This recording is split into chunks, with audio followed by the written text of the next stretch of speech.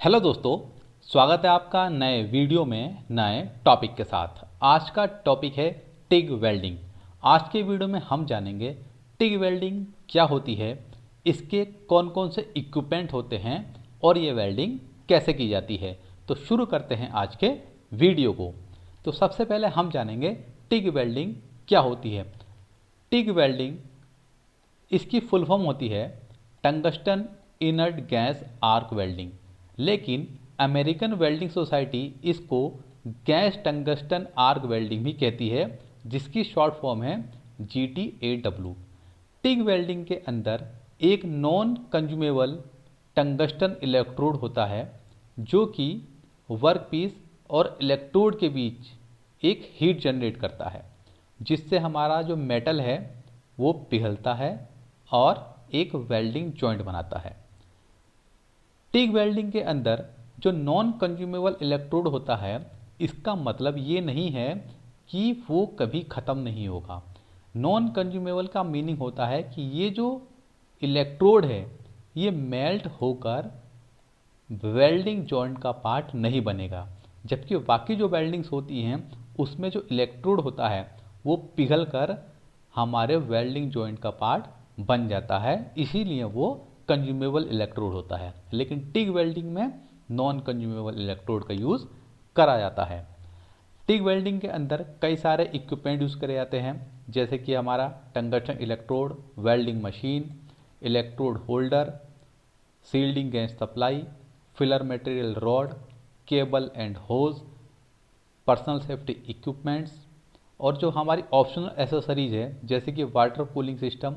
अगर हमारा जो वेल्डिंग जॉइंट है ज़्यादा बड़ा है या हैवी ड्यूटी वाला है तब हमको वाटर कूलिंग सिस्टम की ज़रूरत पड़ेगी। हमारा फुट या फिंगर से ऑपरेट होने वाला remote amperage control and arc timer. इस पिक्चर में आप देख सकते हैं कि टिग वेल्डिंग में कौन कौन से इक्विपमेंट लगते हैं। तो आप देखेंगे ये है हमारी इनर्ट गैस की सप्लाई, और ये है फ्लोमीटर एंड रेगुलेटर, ये है वाटर कूलर, ये है पावर सोर्स। और आप देखेंगे येलो कलर की जो लाइनिंग है वो इनर्ट गैस की लाइनिंग है, और ये जो स्काई ब्लू की लाइनिंग है वो वाटर की लाइनिंग है, और ये जो ब्लू कलर की लाइनिंग है ये पावर सोर्स की लाइनिंग है। ये जो है हमारा फुट पैडल है जो कि हमारे एम्पियर को कंट्रोल करेगा। ये जो है वर्कपीस की लीड है, ये हमारा बेस मेटल है, ये फिलर मटेरियल है, ये टॉर्च है, यहाँ पर ये जो है टंगस्टन का इलेक्ट्रोड है, और ये जो है हमारा वेल्डिंग जॉइंट है। इसके अलावा आदमी की सुरक्षा के लिए हमारे सेफ्टी इक्विपमेंट हैं, जैसे कि ये गॉगल्स हैं, ईयर प्लग है, फेस शील्ड है, ग्लव्स हैं, एप्रन है, और यहाँ पर शूज़ हैं। वेल्डिंग करने के लिए हमको एक पावर सोर्स की ज़रूरत पड़ती है, और टिग वेल्डिंग के अंदर हम AC और DC दोनों टाइप के करंट का यूज़ कर सकते हैं। लेकिन इसके अंदर अगर हम मशीन जो यूज़ करेंगे उसकी जो फ्रिक्वेंसी होगी वो हाई होगी, और इसके लिए एक अलग से यूनिट आती है जो कि मशीन के अंदर ही इनबिल्ट होती है। हम AC यूज़ करें या DC यूज़ करें ये डिपेंड करता है मेटल पर। अगर हमारा मेटल स्टील है तब हम DC का यूज़ करेंगे, अगर हमारा मेटल एल्यूमिनियम है तब हम AC का यूज़ करेंगे। कौन कौन सी इनर्ट गैस हम यूज़ कर सकते हैं? हम यूज़ कर सकते हैं आर्गन और हीलियम, या फिर दोनों का मिक्सचर। अगर हम 100% आर्गन यूज़ करते हैं तो ये मोस्ट कॉमन होती है और ये सबसे ठंडी होती है। अगर हम 75 आर्गन एंड 25% हीलियम भी यूज़ कर सकते हैं, 75% हीलियम एंड 25% आर्गन भी यूज़ कर सकते हैं, और ये सबसे गर्म होती है। और अगर ज़्यादा मात्रा में हमारे हीलियम हो तो आर्क स्टार्ट करने में प्रॉब्लम हो सकती है। अगर हम 100% हीलियम यूज़ करेंगे तब भी हमारा जो आर्क है वो बनने में प्रॉब्लम होगी, और ये वेरी हॉट होती है। तो आप यहाँ पर देख सकते हैं कि जो सबसे ज़्यादा यूज़ करने वाली इनर्ट गैस है वो हमारी है यहाँ पर आर्गन। पोलरिटी, टिग वेल्डिंग के अंदर हम डीसी करंट यूज़ करते हैं तो वहाँ पर हम स्ट्रेट पोलरिटी का यूज़ करते हैं। अब स्ट्रेट पोलरिटी का मतलब होता है कि इसमें जो इलेक्ट्रोड होता है वो नेगेटिव होगा और जो वर्कपीस है वो पॉजिटिव होगा। अब हम जानेंगे टिग वेल्डिंग का वर्किंग प्रिंसिपल। तो ये जानने के लिए हमको सबसे पहले जानना पड़ेगा कि जो हमारा आर्क है वो कैसे जनरेट होता है। वेल्डिंग के अंदर दो कंडक्टर होते हैं जिसमें एक होता है एनोड जो कि पॉजिटिव होता है, एक होता है कैथोड जो कि नेगेटिव होता है। जब इन दोनों कंडक्टर को आपस में एक साथ टच करा जाता है और फिर उनके बीच में एक गैप मेंटेन कर लिया जाता है, तब हमको एक कंडीशन प्राप्त होती है, उसको हम बोलते हैं थर्मो आयनिक कंडीशन। ये कंडीशन क्या होती है वो मैं आगे आपको डायग्राम की मदद से समझाऊंगा। जब ये कंडीशन जनरेट होती है तब वर्क पीस, यानी कि वो हमारा पॉजिटिव या नेगेटिव कुछ भी हो सकता है, तो हमारे वर्क पीस और इलेक्ट्रोड के बीच का जो गैप है वो आयोनाइज हो जाता है, जिसके अंदर हमारा इलेक्ट्रोड भी होगा जिसके ऊपर माइनस चार्ज होगा और आयंस भी होंगे जिसके ऊपर पॉजिटिव चार्ज होगा, और उस एरिया को हम प्लाज्मा कहते हैं। और इसी कारण हमारा एक इलेक्ट्रिक आर्क जनरेट हो जाता है। जब ये इलेक्ट्रिक आर्क हमारा जनरेट हो जाता है तो इसकी जो हीट है वो 6000 से 7000 डिग्री सेंटीग्रेड तक पहुंच जाती है, और इस हीट पर जो हमारा मेटल है वो पिघल जाता है और एक वेल्डिंग जॉइंट बना देता है। अब इस पिक्चर में हम समझते हैं कि आखिर आर्क जनरेट कैसे होता है। तो ये है हमारा प्लस यानी कि एनोड और ये है हमारा माइनस यानी कि कैथोड। ये है हमारा इलेक्ट्रोड और ये है हमारा वर्कपीस। यहाँ पर हम केवल आर्क जनरेट कैसे होता है वो समझेंगे। तो जब ये इलेक्ट्रोड इस वर्कपीस से टच करेंगे तो यहाँ पर और यहाँ पर इस पॉइंट पर बहुत ज़्यादा हीट जनरेट होगी। तो हीट जनरेट होने के कारण यहाँ से भी इलेक्ट्रॉन रिलीज होगा और वर्कपीस से भी इलेक्ट्रॉन रिलीज होगा।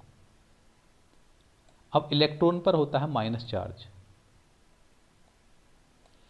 अब इस इलेक्ट्रॉन पर तो माइनस चार्ज है तो ये पॉजिटिव की ओर जाएगा, और इस इलेक्ट्रॉन पर भी माइनस चार्ज है, लेकिन इन दोनों इलेक्ट्रॉन के अंदर एनर्जी है तो ये वाला भी नीचे की ओर आने की कोशिश करेगा। लेकिन माइनस माइनस एक दूसरे को रिपेल करते हैं, तो जैसे ही ये नीचे की ओर आएगा ये यहाँ से फिर से वापस जाएगा। ये वाला इलेक्ट्रॉन, ये जो इलेक्ट्रॉन है ये फिर से वापस चला जाएगा। अब इन दोनों इलेक्ट्रॉन के बीच के अंदर जो एनर्जी है वो इस एरिया के बीच जो एयर है उसके जो एटम्स हैं, मान लीजिए ये एयर का एटम है और ये इलेक्ट्रॉन इस एटम से टकराया। कई सारे एटम होंगे इस तरीके से एयर के, और ये इलेक्ट्रॉन भी नीचे आ रहा है तो यहाँ पर भी एयर है तो ये भी एयर के एटम से टकराएगा। तो एयर के जो एटम हैं टूट जाते हैं दो भागों में, जिसमें एक पर माइनस चार्ज होगा और एक पर प्लस चार्ज होगा। यानी कि फिर जो एयर के एटम थे उसका भी इलेक्ट्रॉन अलग हो गया और एक अपना आयन अलग हो गया। तो आप देखेंगे कि इस तरीके से हमारे 3 इलेक्ट्रॉन बन गए। एक यहाँ से जो आ रहा था और एक यहाँ से जा रहा था, और एक ये एयर के एटम टूटने से जो इलेक्ट्रॉन बना, तो ये भी कहाँ जाएगा, ऊपर की ओर जाएगा। लेकिन हमारा आयन एक ही है तो ये कहाँ जाएगा, ये नीचे जाएगा। तो इस तरीके से आप देखेंगे अगर हम एक एटम को कंसीडर करें तो 3 माइनस चार्ज हैं। एक माइनस चार्ज ये वाला, एक माइनस चार्ज ये वाला और एक माइनस चार्ज ये वाला। तो ये सारे किधर जाएंगे, प्लस की ओर जाएंगे, और केवल एक प्लस है, ये कहाँ जाएगा, हमारा नीचे की ओर जाएगा। तो इससे क्या होगा, हमारा ये जो एरिया है, यह हमारा प्लाज्मा स्टेट में आ जाएगा, जिससे हमारा आर्क जनरेट होगा। अब आप देखेंगे कि ये जो 2/3 हीट है वो प्लस की ओर जनरेट होती है, यानी कि एनोड पर जनरेट होती है। वो क्यों होती है, क्योंकि हमारे 3 इलेक्ट्रॉन यहाँ पर स्ट्राइक कर रहे हैं, और यहाँ पर आप देखेंगे 1/3 हीट जनरेट हो रही है। क्यों, क्योंकि यहाँ पर केवल एक ही आयन स्ट्राइक हो रहा है, और ये प्रोसेस हमारी कंटिन्यू चलती रहती है और हमारा आर्क कंटिन्यू बना रहता है। अब हम समझते हैं कि टिग वेल्डिंग कैसे करते हैं। तो आप देखेंगे ये हमारी टिग टॉर्च है, ये जो है गैस का नोजल है, ये बीच वाला है टंगस्टन का इलेक्ट्रोड, ये फिलर मटेरियल है, ये वर्क पीस है। आप देखेंगे ये जो रेड कलर की लाइन है ये बाहर की ओर जा रही है, तो ये हमारा कूलिंग वाटर का ड्रेन है। ये जो बीच वाला है ये आप देखेंगे अंदर की ओर जा रही है, ये हमारे इनर्ट गैस की सप्लाई है, और आप देखेंगे ये भी जो है अंदर की ओर जा रहा है, ये हमारे कूलिंग वाटर की सप्लाई है। ये हमारा आर्क है, और ये हमारे इनर्ट गैस का एटमॉस्फेयर है, और ये जो है हमारा वेल्डिंग जॉइंट है। जब हम इलेक्ट्रोड और वर्क पीस को कांटेक्ट में लाते हैं तो हमारा आर्क जनरेट होता है। आर्क कैसे जनरेट होता है वो हमने पढ़ लिया।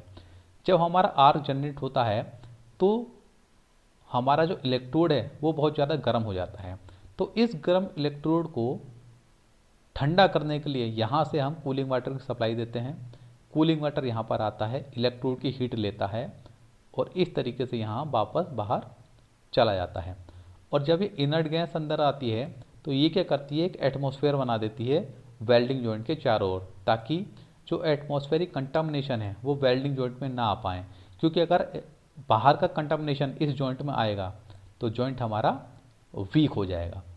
अब ये है हमारा फिलर मटेरियल, ये फिलर मटेरियल ही पिघल कर इस जॉइंट में इस तरीके से बैठ जाएगा, और जो वर्क पीस के साथ मेल्ट होकर एक सॉलिड जॉइंट बनाएगा। और आप देखेंगे ये हमारी वेल्डिंग की डायरेक्शन है। जब ये हमारा जॉइंट पूरे तरीके से बन जाता है तब हम इस वेल्डिंग जॉइंट को अच्छे से फिनिशिंग दे देते हैं, और हमारा जो वर्क पीस है वो रेडी हो जाता है। तो आई होप आपको ये वीडियो पसंद आया होगा। मिलते हैं नए वीडियो में नए टॉपिक के साथ।